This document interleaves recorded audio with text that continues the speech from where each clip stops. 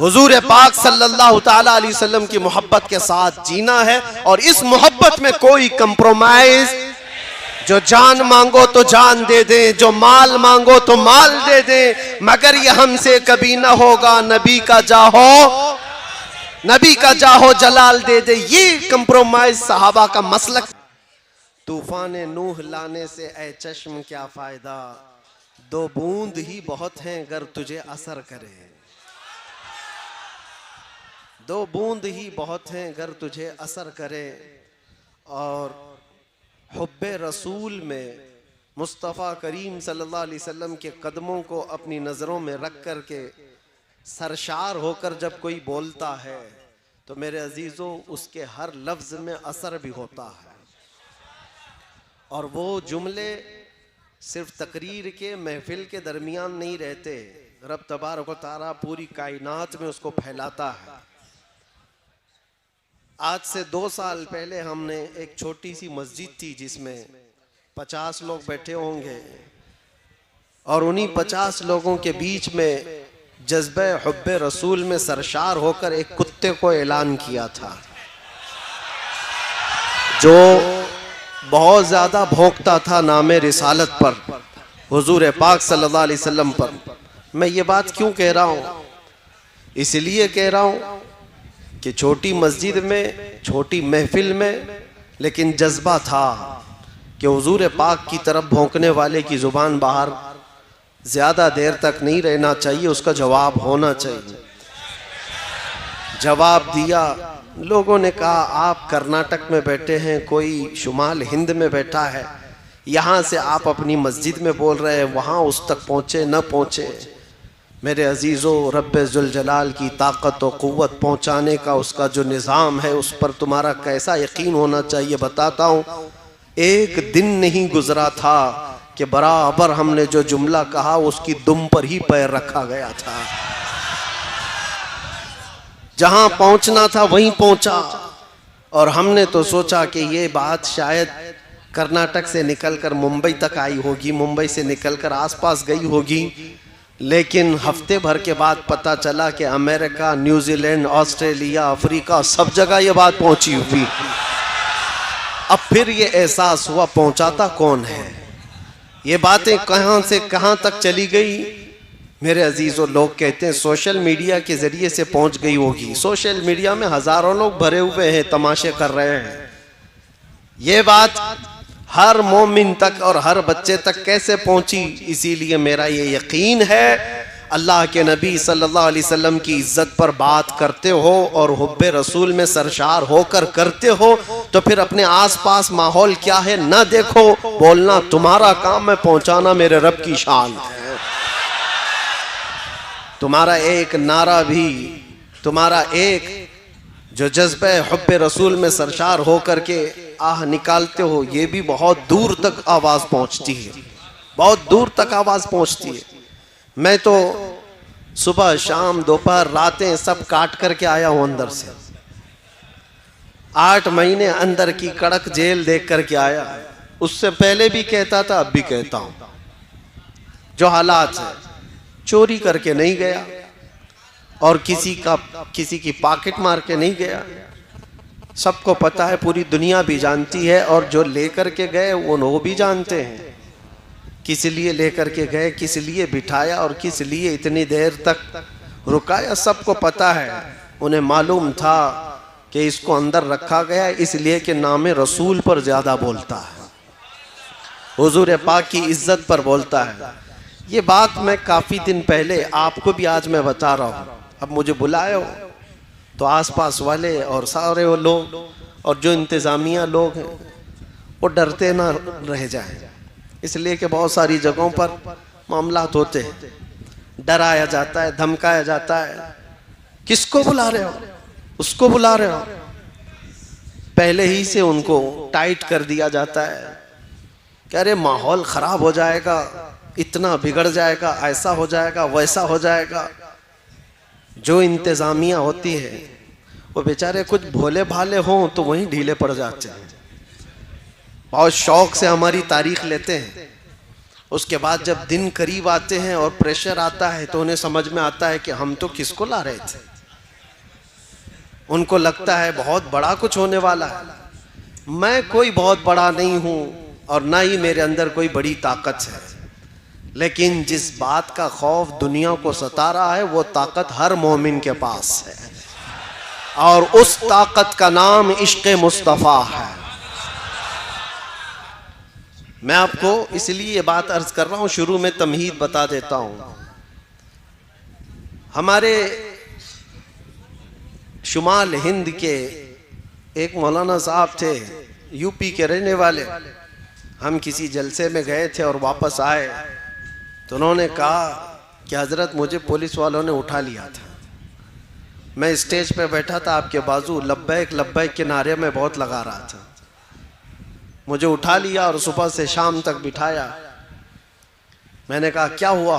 डर गया इस बात से, और कोई जुर्म तो नहीं किया और कोई क्राइम तो नहीं किया? कहा नहीं, कभी कोई जुर्म नहीं किया, कभी कोई क्राइम नहीं। मेरे ऊपर तो ट्रैफिक रूल तोड़ने का भी कोई कानून लगा नहीं है अब तक। बस इसी बात पर मुझे उठाकर ले गए और बिठाए। मैंने कहा मौलाना अब इसमें डरने की क्या बात है? फख्र से कहो, दुनिया चोरी करके थाने जाती है और तुम रसूल का नाम लेकर के गए हो। कल क़यामत के दिन इसका सिला हुजूर की बारगाह में पेश कर लेना।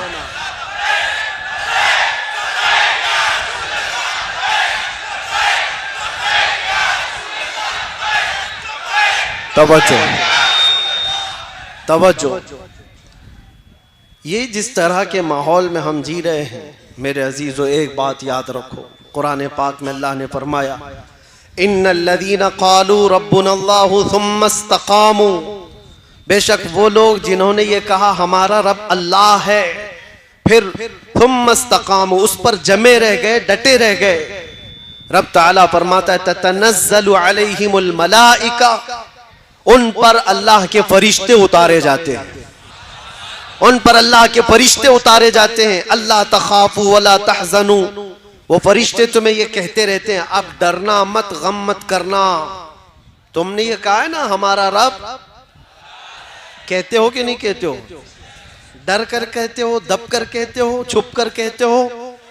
अल्लाह तुम्हारा रब है, इसमें न डरने की जरूरत, न दबने की जरूरत, न छुपने की जरूरत। जब जब कहना है अल्लाह अकबर बुलंद आवाज से खुले आम सरे आम कहा जाएगा। क्यों?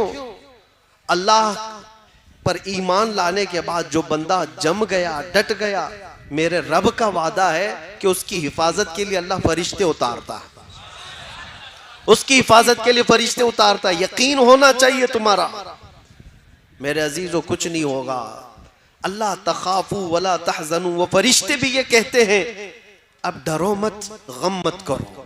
वाबशिरू बिल जन्नति लती कुंतुम तुअदून, इतनी ही बात पर फरिश्ते ये बशारत भी दे जाते हैं अल्लाह ने जिस जन्नत का तुम्हें वादा किया है सुनो बहुत करीब है, तुम्हें उस जन्नत की बशारत देते हैं।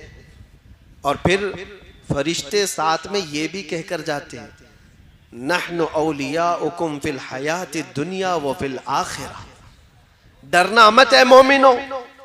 अल्लाह फरमा रहा है हम दुनिया में भी तुम्हारे मददगार हैं और आखिरत में भी मददगार हैं। अल्लाह फरमा रहे हम मददगार हैं। वलकुम फीहा मा तश्तही अनफुसुकुम वलकुम फीहा मा तदऊन, जो जो तुम ख्वाहिश करोगे अल्लाह वो सब तुम्हें अता करेगा, और जिस जिस चीज को तुम मांगते थे मौला वो भी अता फरमाएगा। जिस चीज का तुम्हें वादा किया गया वो सब अता कर दिया जाएगा।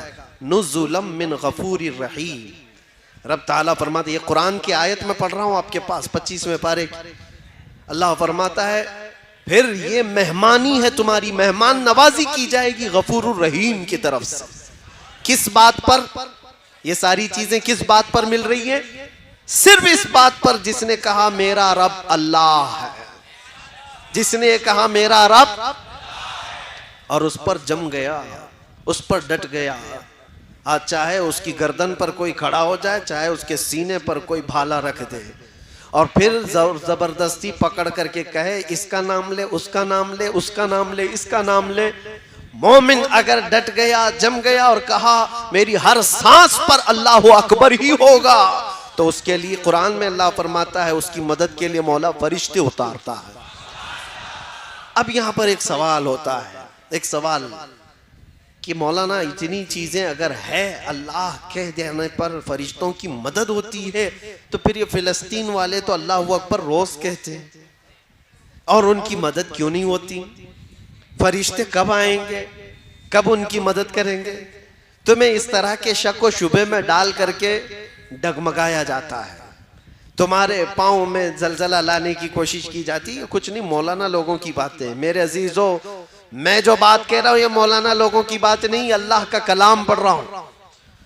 जमीन टल सकती है, जमाना टल सकता है, मगर मेरे रब का फरमान गलत नहीं हो सकता, एक शुबा भी नहीं। कुरान शुरू ही होता है कहां से पता है? अलिफ लाम मीम ज़ालिकल किताबु ला रैब फी। सूरह फातिहा के बाद सूरह बकरा जो है उसकी शुरू की आयत है, अल्लाह फरमाता है ये वो अजमत वाली किताब है, ला रैब फी, उसमें शक की गुंजाइश भी नहीं, शक भी नहीं कर सकते होगा कि नहीं होगा, होगा कि नहीं होगा, ना होगा तो होगा। और अल्लाह फरमा रहा है तुम्हारी मदद के लिए फरिश्ते उतारे जाएं।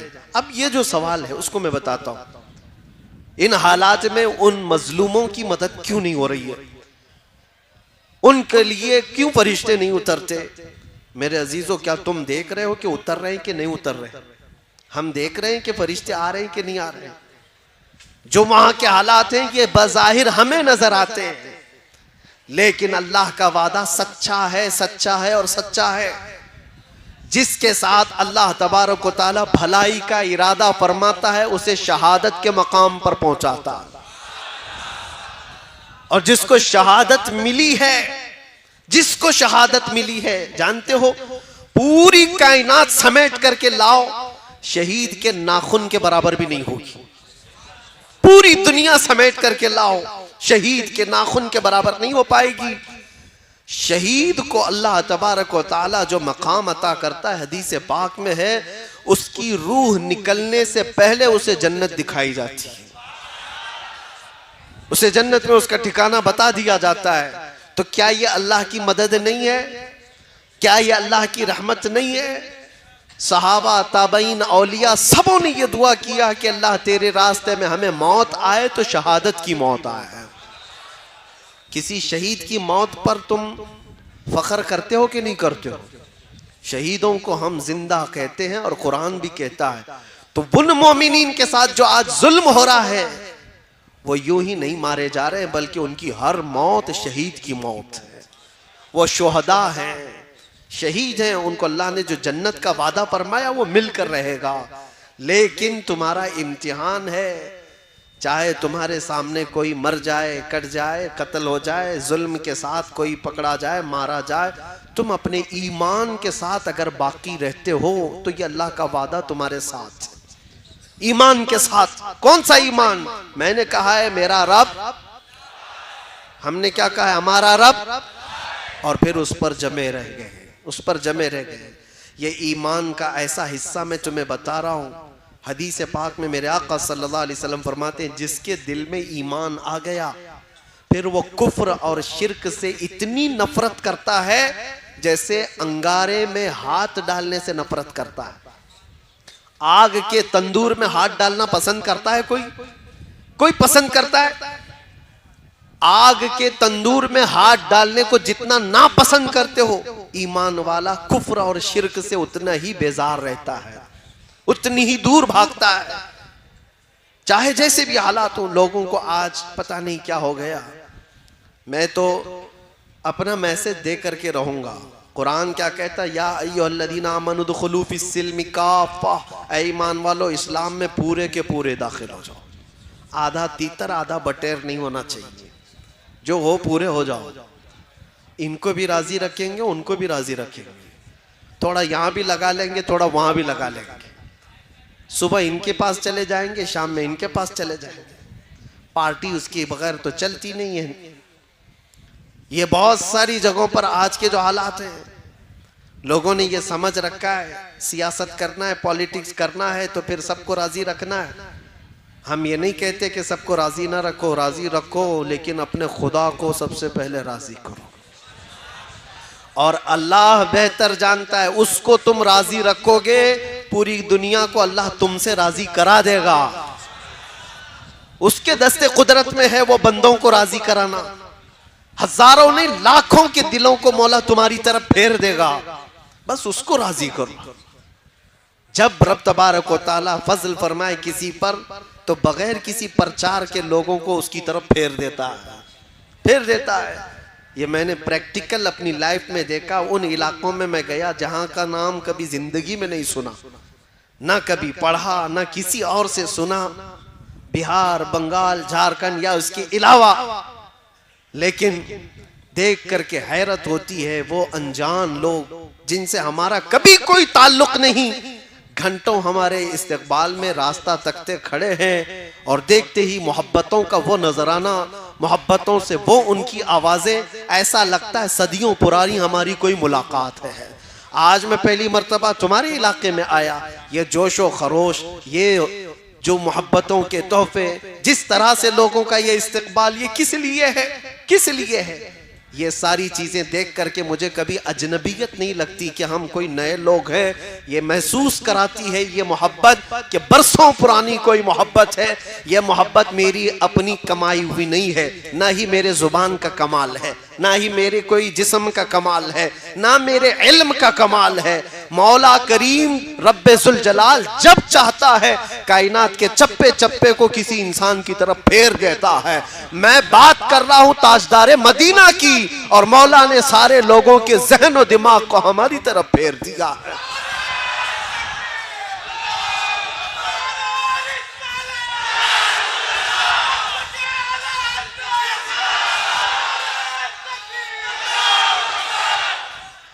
राजी करो उस रब्बे जुल जलाल को, वो अगर राजी है तो सब कुछ ठीक है। अगर वो उसी को नाराज किया और फिर दुनिया को राजी करते करते थक गए, क्या मिला, क्या हासिल क्या है?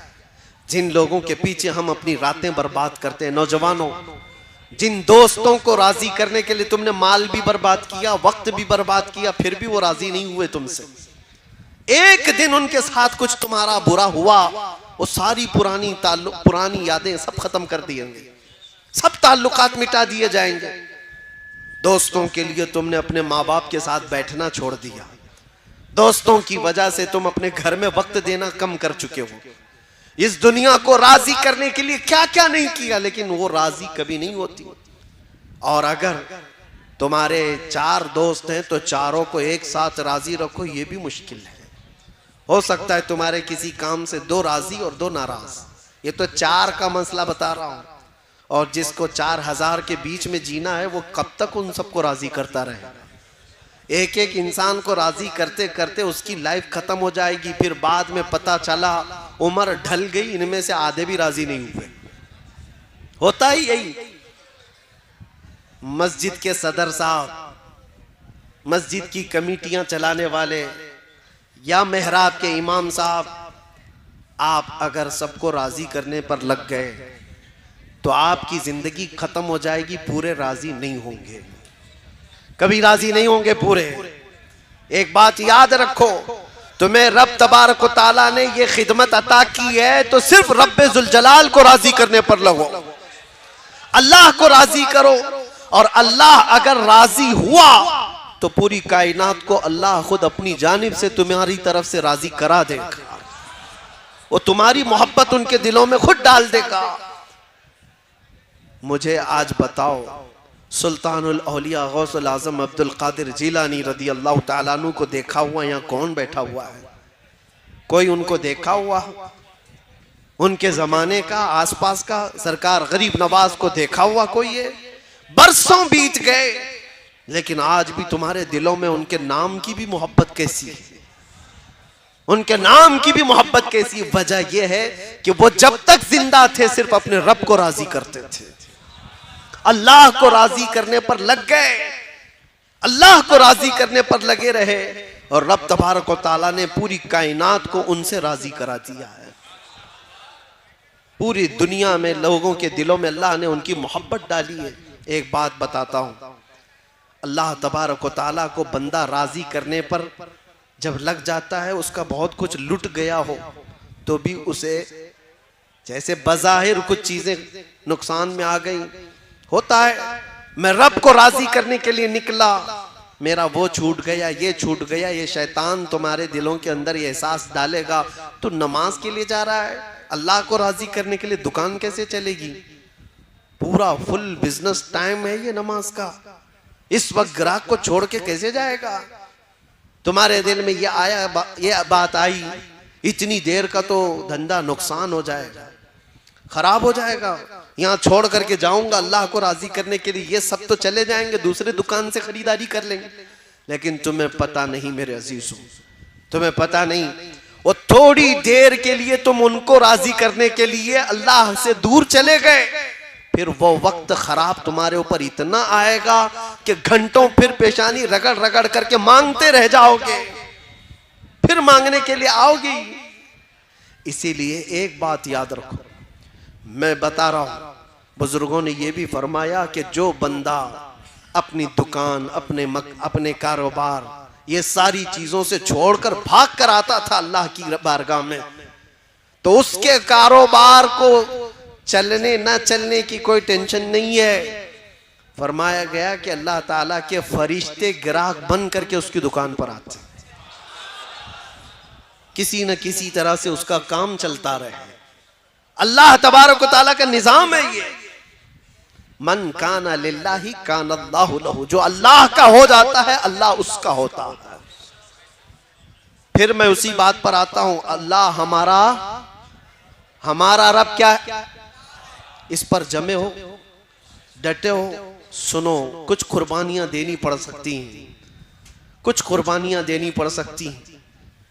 जरूरी नहीं कि हर एक की जिंदगी से कुर्बानी ली जाएगी, वो रब ताला जिससे चाहे अपने नाम पर कुर्बानी ले, जिससे चाहे। तो क्या इस बात से डर कर भागते हो कि अल्लाह ताला की बारगाह में कुर्बानी देने से भागना चाहिए मुझे? सुनो, एक पुराने जमाने की हिकायत है, मैं सुना देता हूं। सुना है कि मूसा अलैहिस्सलाम के पास एक खातून आई, उसके बच्चे नहीं थे, औलाद नहीं थी। उसने आकर के कहा कि आप दुआ कर दे, अल्लाह मेरे हिस्से में बेटा दे दे, बेटी दे दे, कुछ तो औलाद मिले। आपने देखा और कहा तेरी तकदीर में औलाद लिखी नहीं गई, लौहे महफूज में तकदीर में तेरे औलाद नहीं है। वो खातून वहां से मायूस लौटी, रोती गिड़गिड़ाती हुई जा रही थी। बीच रास्ते से गुजरते हुए उसका एक दुर्वेश के पास से गुजर हुआ। एक फकीर अल्लाह की याद में एक दरख्त के नीचे बैठा रहता था। तवज्जो, उसने देखा और पूछा खातून क्यों रो रही है? उस औरत ने कहा ऐसा ऐसा है, मैं बरसों से बे औलाद हूं, औलाद मांगने गई तो मुझे बताया गया कि मेरी किस्मत में औलाद नहीं है। उस दुर्वेश ने कहा घबरा मत, ना उम्मीद ना हो, मायूस ना हो, रब तबारक व तआला चाहे तो उसका लिखा हुआ है वो फिर लिख करके अता भी फरमाते। जा अपने घर सजदा कर, मैं दुआ करता हूं। वो औरत गई, रोज सजदा करती थी, दुआ करती थी, और ये दुर्वेश इधर उस खातून के लिए दुआ करता था, फकीर। चंद ही दिनों के बाद उस औरत के घर में हमल के आसार, और चंद दिनों के बाद एक खूबसूरत बेटा पैदा हुआ। खातून को बेटा मिल गया, वो खुशहाल। थोड़े दिन उसकी तरबियत करती है, चंद दिनों के बाद दूसरा बेटा भी हुआ, फिर चंद सालों के बाद तीसरा बेटा भी हुआ, चौथा भी हुआ, पांचवा भी हुआ, छठा भी हुआ, सातवां भी हुआ। 7 बेटे हुए। एक दिन हजरत मूसा वहां से गुजर रहे थे, देखा इस खातून को, पूछा ये किसके बच्चे हैं? औरत ने कहा मेरे। तेरे? तू ही वो औरत है जो औलाद के लिए शिकायत लेकर आई थी? कहा मैं ही हूं। कहा फिर कैसे आ गए तेरी औलाद? कहा बस दुआ है किसी बुजुर्ग की और अल्लाह की अता है, अल्लाह जिसे चाहे औलाद अता करे, जिसे चाहे अता करे। मूसा अलैहिस्सलाम अल्लाह करीम की बारगाह में अर्ज करते हैं, मौला मैंने जो देखा था वो गलत था या ये औरत झूठ बोल रही है? रब ताला की तरफ से जवाब आया कि तुमने जो देखा था वो भी सही था, औरत जो बोल रही वो भी सही। कैसे इसको औलाद हुई? तो रब तबारक व तआला ने फरमाया कि मूसा एक चाकू लो और एक बर्तन लो और जाओ अपनी उम्मत में से लोगों को पुकार कर कहो अपने जिस्म का एक टुकड़ा काट करके अल्लाह को दे दे। वो बनी इसराइल कौम है बड़ी नाफरमान। मूसा अलैहिस्सलाम अपनी कौम के पास आए, अल्लाह का हुक्म है ये। चाकू लेकर के एक थाल में कहा कि जिस्म का एक टुकड़ा काट करके दे दे। सब इधर उधर भागने लग गए। आज ये टुकड़ा मांग रहे हैं, कल कलेजा मांगेंगे। जिस्म काट करके देने वाले जिगरे बहुत कम लोगों के होते हैं, कौन करेगा? शाम हो रही थी, आपका गुजर उसी दुर्वेश के पास से हो रहा था।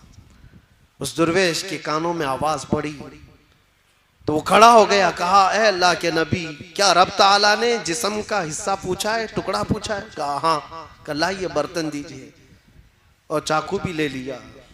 और उसके बाद जल्दी से खड़े होकर इधर से काटा, इधर से काटा, इधर से काटा, जिस्म के जगह जगह से पूरी तेज चाकू से काटते काटते छलनी कर दिया। टुकड़े निकालता गया, पूरा लहू लहान हो गया। मूसा अलैहिस्सलाम ने कहा, अरे नादान, हुक्म हुआ है एक टुकड़ा देने के लिए, जिस्म का इतने क्यों काट दिया? कहा आपने ये तो नहीं बताया कि रब को मेरे जिस्म का कहां का हिस्सा चाहिए, किस जगह का हिस्सा चाहिए। मैं सब निकाल कर रख दिया हूं ताकि कोई टुकड़ा तो उसे पसंद आए। ये फना, अल्लाह की बारगाह में जो फना है, अल्लाह का जो हो गया। तब रब तबारक व तआला ने फरमाया, ए मूसा, जो मेरी मोहब्बत में अपने जिस्म के टुकड़े निकाल सकता हो, उसकी दुआ पर मैं क्या किसी को औलाद नहीं दे सकता? उसकी दुआएं रब तबारक व तआला के हुजूर जाती हैं। इसीलिए कहा गया, खुदी को कर बुलंद इतना कि हर तकदीर से पहले खुदा बंदे से खुद पूछे, बता तेरी रजा क्या है। ये मकाम कब आता है? जब तुम जमे रह जाओ, डटे रह जाओ, अल्लाह रब्बुल इज्जत की ज़ात पर ईमान यकीन के साथ कामिल रखो। बहुत सारे वसवसे शैतान डालता है, बहुत सारे वसवसे डालता है। आप कहते हैं ना कि हमारा यकीन है अल्लाह की ज़ात पर। हजरत राबिया बसरिया रदी अल्लाह तआला अन्हु के पास एक बुजुर्ग आए, उनसे कहा कि माँ दुआ करो हमारे लिए। हजरत राबिया ने पूछा क्या दुआ करो? कहा इतनी दुआ करो अल्लाह हमसे राजी हो जाए। हजरत राबिया ने कहा इतनी बड़ी दुआ, इतनी बड़ी दुआ करवा रहे हो मुझसे, पहले ये तो बताओ क्या तू भी अल्लाह से राजी है? क्या तू भी अल्लाह से राजी है? उस बुजुर्ग ने कहा माई कैसी बात कर रहे हो, कौन है भला दुनिया में जो अल्लाह से भी नाराज रहेगा? कौन है जो अल्लाह से भी नाराज रहेगा? हजरत राबिया मुस्कुराने लगी और कहने लगी, ए बंदे खुदा, बहुत लोग हैं जो अल्लाह से नाराज हैं। ये कहते हैं अपने रब को अल्लाह कहते हैं, ये नाराज है, राजी नहीं है अल्लाह से। कहा ऐसा कैसे हो सकता है? कहा हो तो सकता है, करते हैं। थोड़ी सी ज्यादा गर्मी आई तो कहती ये कैसा खतरनाक मौसम आ गया। बारिश आई तो कहती बेमौसम के बारिश आ गई। यानी तुम इस बात पर राजी नहीं हो, तुम मशवरा दोगे कि अल्लाह कब बारिश बरसाए कब ना बरसाए, तुम्हारा क्या दखल है? तुम थोड़ी सी गर्मी आती है तो हाय हाय करते हुए लोगों को शिकायत करते हो। अगर अल्लाह से ये राजी होते तो उस रब की शिकायत दूसरों के पास नहीं करते। इनकी नाराजगी का हाल तो यह है, जब इनको अल्लाह देता है बेहिसाब देता है तो छुपा कर रखते हैं, किसी को नहीं बताते कितना माल है किसी के पास, छुपा कर रखते हैं। और जब छोटी सी बीमारी देता है तो 10 लोगों को कहते हैं मुझे बुखार हो गया, मुझे तकलीफ है, मुझे मुसीबत है। हजरत राबिया कहती यही तो अपने रब से अगर राजी होता तो उसकी नेमतों को खोल खोल कर बयान करता और उसकी दी हुई मुसीबतों पर सब्र करता। अजीजा ने ग्राम वक़ार, आज की इस रात में आप सबसे यही गुजारिश करूंगा, ईमान की हिफाजत इस जमाने में बहुत बड़ा चैलेंज है तुम्हारे लिए। अल्लाह के नबी सल्लल्लाहु अलैहि वसल्लम ने फरमाया है, एक जमाना मेरी उम्मत पर ऐसा आएगा कि ईमान पर इनको खड़ा रहना इतना मुश्किल हो जाएगा जैसे हथेली पर अंगारा लेकर खड़ा होना मुश्किल है। वो दौर आ चुका है, वो दौर आ चुका है। तुम्हें अपने ईमान के साथ बाकी रहना, कायम रहना। आज का दौर तो निकल जाएगा, ऐसे वैसे तुम भी बूढ़े हो जाओगे, अभी मौत आ जाएगी। अगली जो नस्ल आने वाली है उनका सोचो, उनका सोचो। क्या आज हालात ऐसे नहीं कि कलमे पर, अजान पर, हुजूर के नाम पर, कुरान के औराक पर, मज़ारात औलिया पर, इस्लाम के शायर पर, हर चीज पर हमले नहीं है, हर चीज पर हमले। और इसमें से एक जमात ऐसी बन जाएगी जो सेकुलर बन जाएंगे। टोपी दाढ़ी रखने वाले वो सेकुलर बन जाएंगे और कहेंगे ठीक है ठीक है, हम भी बार बार ला इलाहा इल्लल्लाह नहीं पढ़ेंगे, ठीक है हम आजाने भी बंद कर लेंगे, ये भी निकाल लेंगे वो भी निकाल लेंगे, हम न्यूट्रल हो जाएंगे। वो एक जमात ऐसी बन जाएगी, अल्लाह उस शरीर जमात से हमारी हिफाजत फरमाए। वो मुनाफिकीन की जमात होगी, मुनाफिकीन होंगे जिनका दिल कुफ्र कर चुका होगा, जिनका दिल गैर खुदा को राजी करने के लिए अपने खुदा को छोड़ चुका होगा। आपका दिल ऐसा होने ना पाए। मौत करीब है, क़यामत करीब है। नौजवानों, अपने ईमान की हिफाजत करो। कुरान में रब ताला फरमाता है, इन्नल्लाह ला यग़फिरु अन युश्रक बिही व यग़फिरु मा दून ज़ालिका लिमन यशा। अल्लाह फरमाता है उसके साथ किसी ने किसी को शरीक किया, शिर्क किया, तो अल्लाह उसको कभी माफ नहीं करेगा। और उसके अलावा जो भी गुनाह किया है अल्लाह सब माफ करेगा। जो भी गुनाह हुआ है अल्लाह सब माफ करेगा। यहां तक के जिन्होंने हजरत अमीर हमजा को कत्ल किया, वहशी, उनके मुतालिक ये आयत आई थी। वो आए बारगाह रिसालत में आप सल्लल्लाहु अलैहि वसल्लम में कहने लगे मुझे अमान दे दीजिए। हुजूर के चचा को जिसने कत्ल किया है नेज़े से मारकर जंगे उहद में, फिर वो हुजूर की बारगाह में आए, कहा मुझे अमान दे दीजिए। नबी करीम सल्लल्लाहु अलैहि वसल्लम वो तो अजवदुन नास है, सखावत के बादशाह हैं।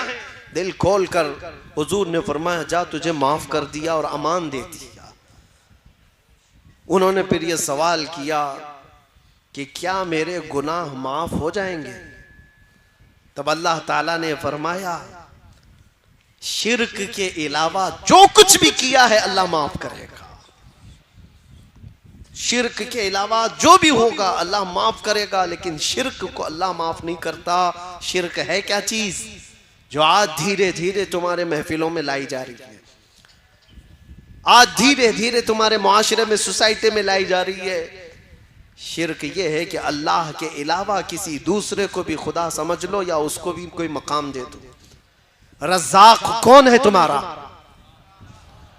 कौन है रज़्ज़ाक़? क्या किसी और के बारे में भी यकीन रखते हो रिस्क कोई और भी देता है? किसी जगह सर झुकाने से रिस्क मिल जाएगा, किसी जगह तेल चढ़ाने से रिस्क मिल जाएगा।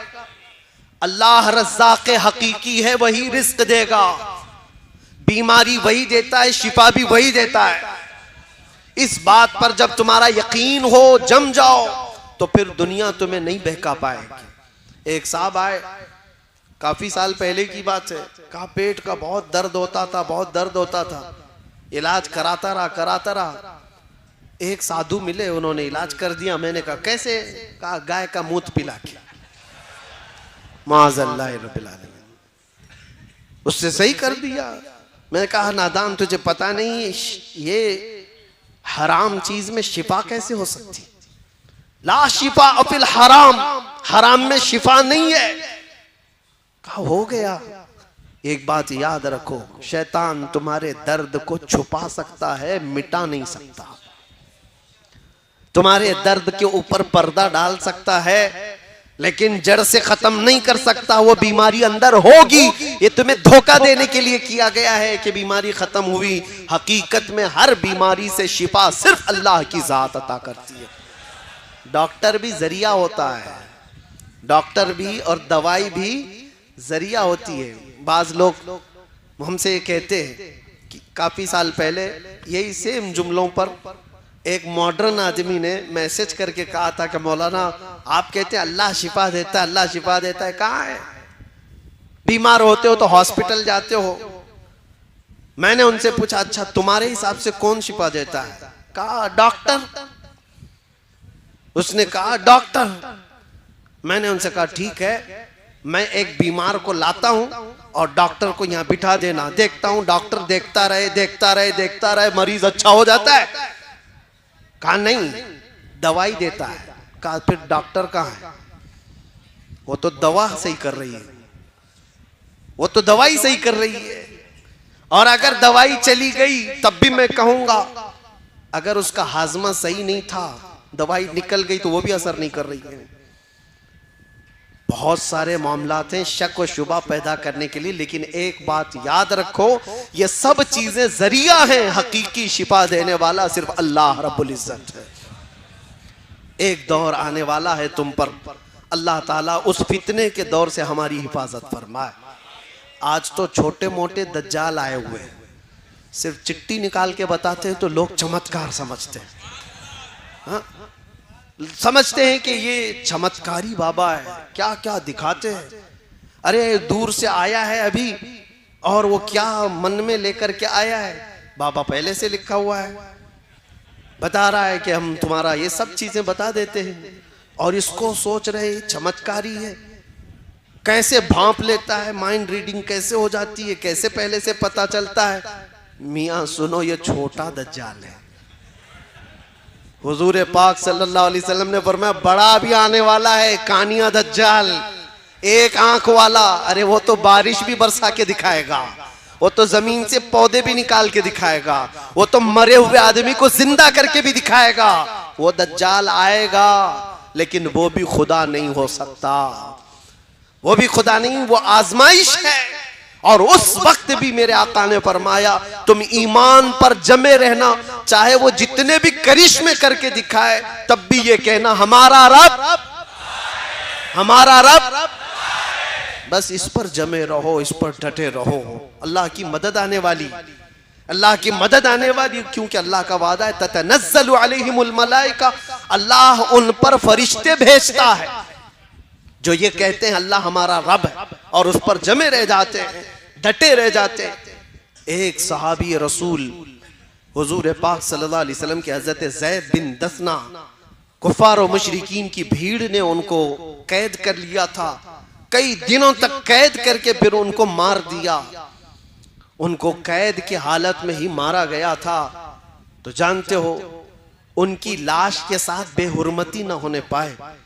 रब तबारक व तआला का निज़ाम देखो, हदीस पाक में मिलता है कि शहद की मक्खियों का एक बहुत बड़ा छत्ता उनकी लाश के पास आ गया, और 40 से 45 कुफ़ार और मुशरिकीन वो लाश की देख रेख करने के लिए, निगरानी करने के लिए बैठे हुए थे कि कोई मदीने वाला उठाकर न ले जाए।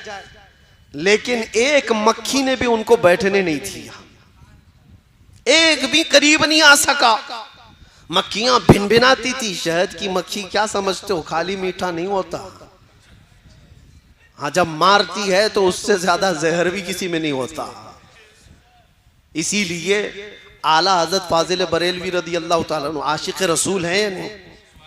हुजूर के आशिकों की जुबान के लिए उन्होंने खुद कहा है हमारी जुबान वही है कि हम हुजूर की मोहब्बत में बोलें तो शहद जैसी मिठास, और गुस्ताखों के खिलाफ बोले तो शहद की मक्खी का डंक लगता है। एक ही है, दोनों चीजें उसके अंदर है। तो उस सहाबी की हिफाजत शहद की मक्खियों ने किया था, उनकी लाश को कोई छू नहीं सका था। अल्लाह की जात पर यकीन रख करके जो दुनिया से गए।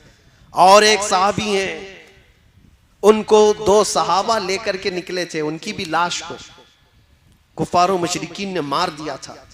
रात के वक्त वो 2 सहाबा लेकर मदीने जा रहे थे, पीछे से 200 के करीब घुड़सवार आए और 2 लोगों को पकड़ने के लिए।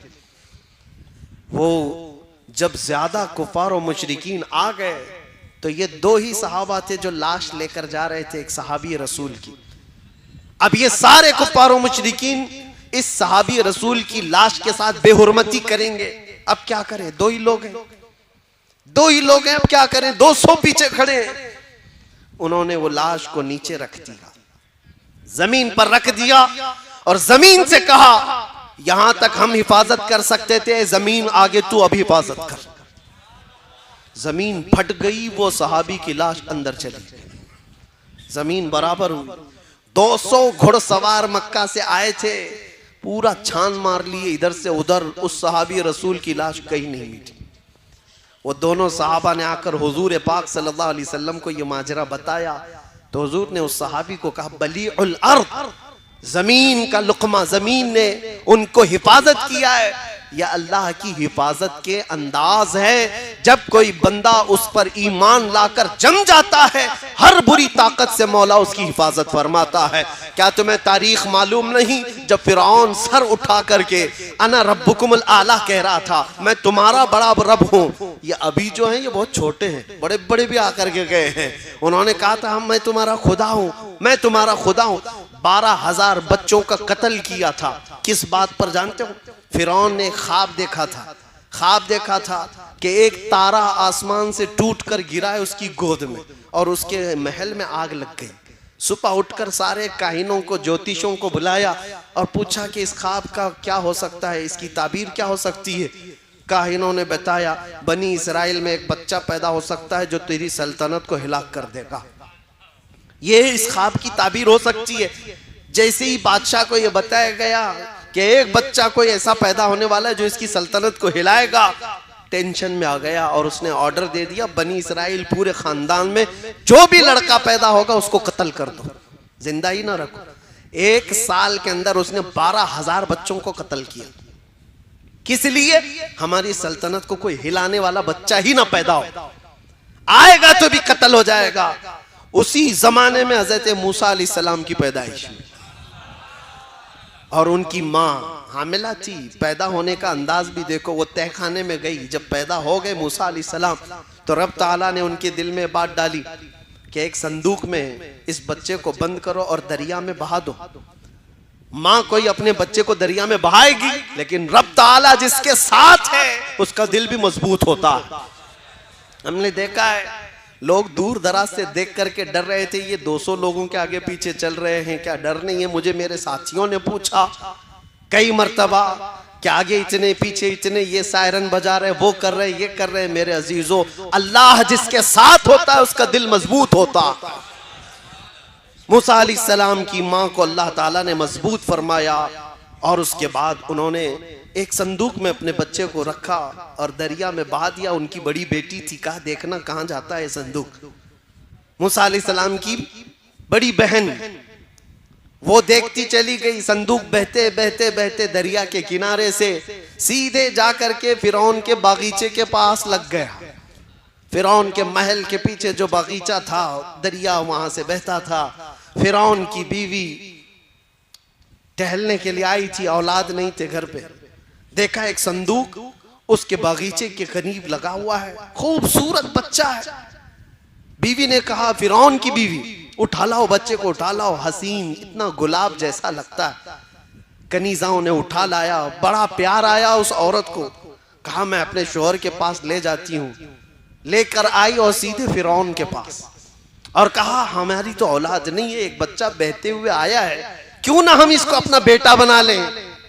फिरौन ने कहा बेगम तुम्हारी बात है तो बेटा बना लेते हैं, बेटा बना लेते हैं। मूसा अलैहिस्सलाम की परवरिश कहीं और नहीं हो रही है, फिरौन के घर में हो रही है। फिरौन ने कहा मैंने बेटा बना लिया है, मेरी बीवी की पसंद है। लेकिन देखो अजीब निजाम है, कभी कुरान पढ़ो तो समझ में आए। मूसा अलैहिस्सलाम की जो बड़ी बहन है वो पूरा मामला देख रही थी, बता नहीं सकते थे। फिरौन ने पहले कहा कहीं बनी इसराइल का तो नहीं है जिनको हम मार रहे हैं। बीवी ने कहा नहीं, ये दूर से बह के आया है, बनी इसराइल का नहीं लगता, पाल लेते हैं। पाल लिया, लेकिन अब दूध पिलाने की बात थी, इस बच्चे की परवरिश कैसे की जाए। बादशाह ऐलान करता है जितनी दाया है दूध पिलाने वाली सब आए। फिरौन के घर में एक बच्चे की शाही परवरिश हो रही है, दाया बहुत सारी आई, सबों ने अपना दूध पिलाने की कोशिश की। मूसा अलैहिस्सलाम किसी का दूध ही नहीं पीते थे। पूरा दिन गुजर गया, उनकी बहन वहां खड़ी थी। उसने कहा मैं एक दाया जानती हूं जिसका दूध सब बच्चे पीते हैं। फिरौन ने कहा जा उसको ले आ जा, जो मुआवजा चाहिए जो उजरत चाहिए सब दे दूंगा। मूसा अलैहिस्सलाम की बहन वहां जो खड़ी थी वो गई सीधे अपनी मां को ले आई, अपनी मां को ले आई और कहा कि ये दाया ऐसी है कि इसके दूध को सब बच्चे पी लेते हैं। मूसा अलैहिस्सलाम की मां ने मूसा अलैहिस्सलाम को उठाया, दूध पिलाने लगी तो मूसा अलैहिस्सलाम पीना शुरू फरमाते।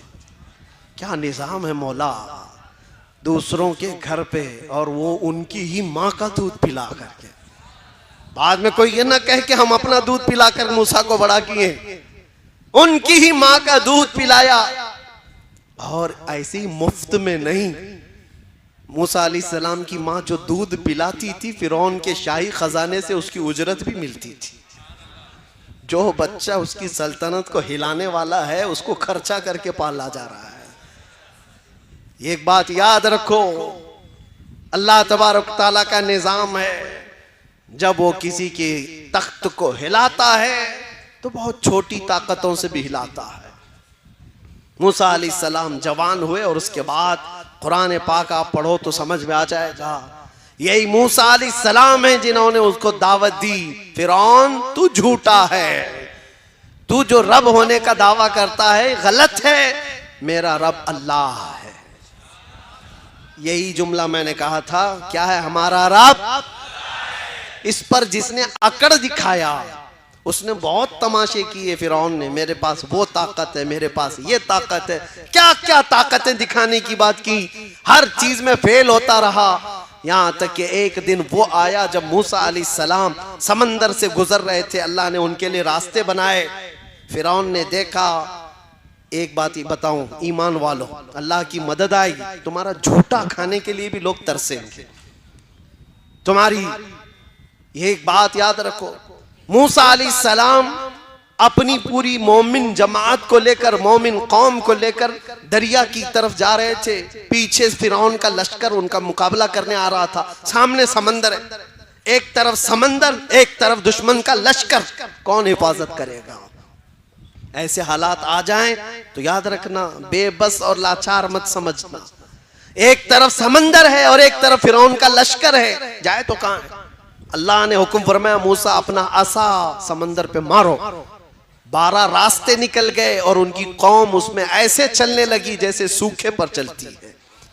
जब वो निकल गए तो फिरौन ने ये देखा कि इनको तो रास्ता मिला हुआ है, हम भी इसी में चलते हैं।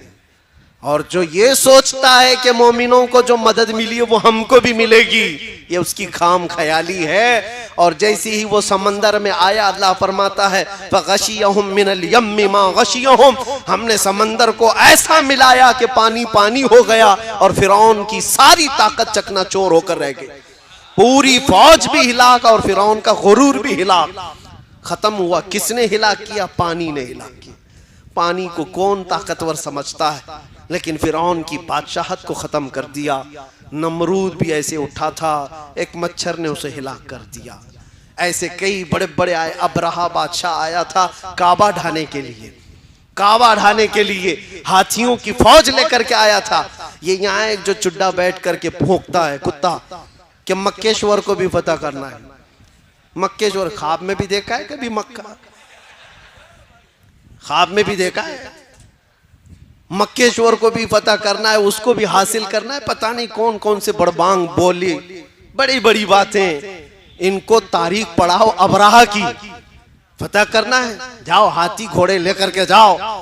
और देखो कुरान में आज भी आयतें पुकार कर कह रही हैं, अलम तरा कैफ फअल रब्बुका बिअस्हाबिल फील अलम यजअल कैदहुम फी तज़लील व अरसल अलैहिम तयरन अबाबील तरमीहिम बिहिजारतिन मिन सिज्जील फजअलहुम कअस्फिन मअकूल। ये पूरा वाक़या अल्लाह ने इसमें बयान फरमाया। ऐ रसूल, क्या आपने हाथी वालों को नहीं देखा?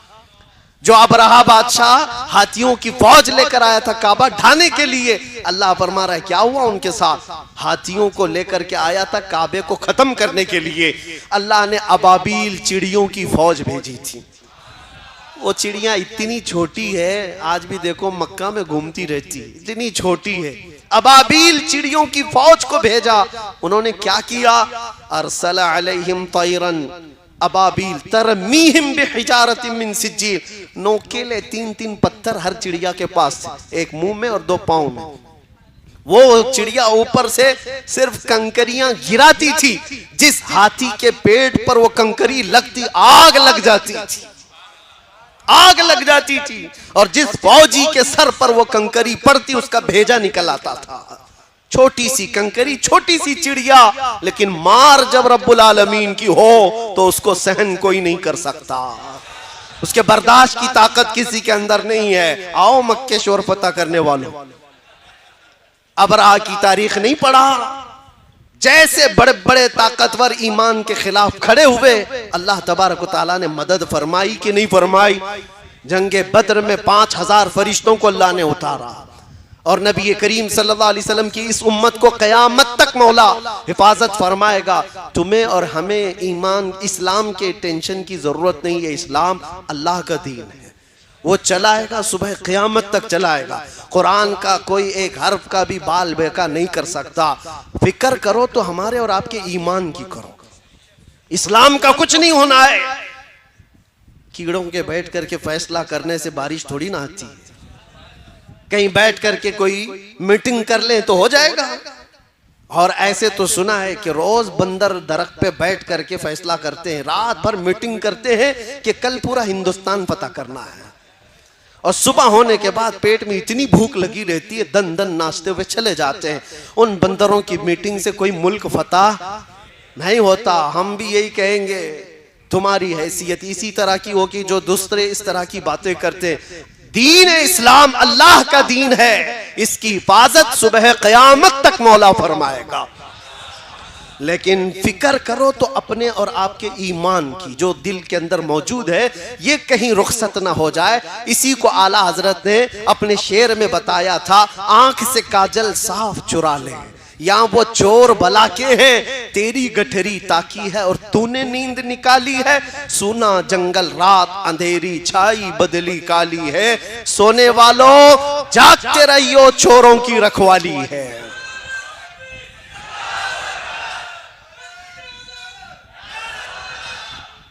आप इस बात को याद रखो, चोरों की रखवाली है। तुम्हारे आंख से काजल चुरा लिया जाएगा। आंख का काजल क्या है? हुजूर की मोहब्बत, हुजूर का इश्क, ये तुम्हारे आंखों का काजल है। ये चुरा लिया जाए तो फिर तुम्हारा कुछ भी नहीं है, तुम्हारा कुछ नहीं है। तुम्हारी जो कुछ भी पहचान है वो तुम्हारे ईमान से।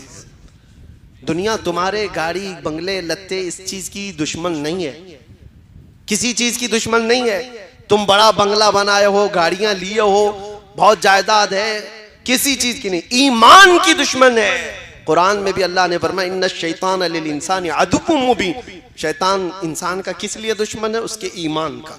बाकी तो बहुतों का तो भाई है, ईमान नहीं है तो सगा भाई बन जाता है। शैतान बहुतों का दोस्त है, यार है, मददगार है, लेकिन ईमान वाले का दुश्मन है। इसलिए आप सबकी ये जिम्मेदारी है कि अपने ईमान को बचाओ, अपनी औलाद की तरबियत सही माहौल में सही ढंग में करो। गाने बाजे टीवी सीरियल पे कब तक इनको पालोगे? टिकटॉक पर मुजरे करने वाले वो लड़कों को मैं कहता हूँ, पूरी दुनिया ये नहीं है मेरे अजीजों, निकलो इस दुनिया से। तुम इसके लिए नहीं आए हो। कुरान में अल्लाह ने तुम्हें खैर उम्मत फरमाया है, तुम सबसे बेहतरीन उम्मत हो। तुम्हें अल्लाह ताला ने इतना बड़ा लक़ब दिया है और तुम कहां कौन सी जिंदगी में बसे हुए हो? निकलो। अल्लाह तबारक व तआला तुम्हारे सर को इतना महफूज रखा कि रिज़्क़ के सामने भी झुकने नहीं दिया, किसी के सामने झुकने नहीं दिया। तुम्हारी पेशानियों को अल्लाह ने महफूज रखा, सिर्फ रब्बुल आलमीन की बारगाह में झुकती है, उसको देखा नहीं फिर भी झुकती है। इसलिए इस ईमान की हिफाजत करो, इस ईमान की हिफाजत। और ईमान दो चीजें, खत्म कर रहा हूं गुफ्तगू को, आखिरी मैं अपनी बातों में आ रहा हूं। एक बात तो यह है, जिसने ये कहा हमारा रब इस पर जम गया, एक ईमान का हिस्सा है। और दूसरे ईमान की जान है मोहम्मद रसूलुल्लाह की जात। वो जो न थे तो, वो जो न हो तो, वो जो न थे तो, और वो जो ना हो तो, ये एक बात याद रखो, हुजूर ना हो तो ना हमारी अजानें हैं, ना हमारी नमाजें हैं, ना हमारा वकार है, कुछ नहीं है। हुजूर का नाम अगर जिंदगी से निकल गया तो हम कुछ भी, हमारी इज्जत, हमारी जिंदगी, जो कुछ भी है वो हुजूर के नाम से वाबस्ता है। इसीलिए कुछ दूसरी कौमों ने हमारा नाम तो मोहम्मदन रख दिया है। हमारा नाम मोहम्मदन है, कुरान में तो अल्लाह ने मुस्लिमीन कहा हमें, लेकिन लोगों ने मोहम्मदन बता दिया, वो जुबान में इस्तेमाल करते हुए। मतलब ये है कि वो जाने अनजाने में किसी तरह तो हर मुसलमान को मोहम्मदी कहते हैं। इसको अंग्रेजों ने 100 साल पहले कहा था। इकबाल शेर में कहता है, अंग्रेजों की जुबान, अंग्रेज देखकर घबराते थे और कहते थे ये फाका कश मौत से डरता नहीं जरा। फाका, फाके पे फाका करता है लेकिन मौत से डरता नहीं। ये फाका कश मौत से डरता नहीं जरा, रूहे मोहम्मदी इसके बदन से निकाल दो। ये अंग्रेज कहते थे रूहे मोहम्मदी इसके बदन से निकाल दो, इसलिए कि सारी दुनिया जानती है रूहे मोहम्मदी जब तक इनके साथ है ये पावरफुल है, ताकतवर है। ये बिखरे हुए टूटे हुए हमारा एक नेता भी ढंग का नहीं है, फिर भी दुनिया 24 घंटे हम पे चर्चा क्यों करती है? समझ से बाहर बात नहीं है। बैकवर्ड है, बिछड़ी हुई कौम है, एजुकेशन में नहीं है, सियासत में नहीं है, ढंग की क़यादत नहीं है, सियासत नहीं है, सब तो तुम ही रिपोर्ट देते हो। इस तकरीर पे भी मेरा एक केस हुआ है। इस तकरीर पे भी गुजरात वाले बहुत मेहरबान हैं, उन्होंने इस पर भी, मैं तो मुसलमानों को डांट रहा था कि तुम तो सचर कमेटी की रिपोर्ट के एतबार से बैकवर्ड कौम में शुमार किए जा रहे हो, सबसे निचले हिस्से में तुम्हारा नाम आ रहा है, हर चीज में तुम पीछे हो। ये भी सहन नहीं कर पाए, केस कर दिया। खैर ठीक है, कोई बात नहीं, लेकिन एक बात याद रखो कि अगर 24 घंटे दूसरों के चर्चे में हो तो इसका मतलब है कि ईमान की शमा अभी तुम्हारे सीने में जल रही है, और उसको गुल होने न देना। जो चीज आज तुम्हारी बाकी है वो हुजूर की मोहब्बत बाकी है। गुनहगार हो गया है बंदा, गद्दार नहीं हुआ है, और जब तक गद्दार नहीं होगा उसकी ईमानी ताकत हमेशा पावरफुल ही होती है, पावरफुल ही होती है। गरीब ही सही, लंगड़ा ही सही, लेकिन लब्बैक कहेगा तो धरती को हिलते हुए भी हमने देखा है। इसीलिए याद रखो, आखिरी बात, हुजूर पाक सल्लल्लाहु ताला अलैहि वसल्लम की मोहब्बत के साथ जीना है, और इस मोहब्बत में कोई कंप्रोमाइज, जो जान मांगो तो जान दे दे, जो माल मांगो तो माल दे दे, मगर ये हमसे कभी ना होगा नबी का जाहो जलाल दे दे। ये कंप्रोमाइज सहाबा का मसलक भी नहीं था, मजहब भी नहीं था, हमारे बुजुर्गों का शीवा भी नहीं था, तरीका भी नहीं था। हमारा भी वही मसलक, वही मजहब, वही शीवा, वही तरीका है जो बुजुर्गों का रहा है। इतना ही कहते हुए हम दुनिया से जाएंगे। हर मुसीबत, हर सितम गवारा है, हर मुसीबत, हर सितम गवारा है। या रसूल अल्लाह, एक बार तुम कह दो कि तू हमारा है। लब्बैक या रसूल अल्लाह।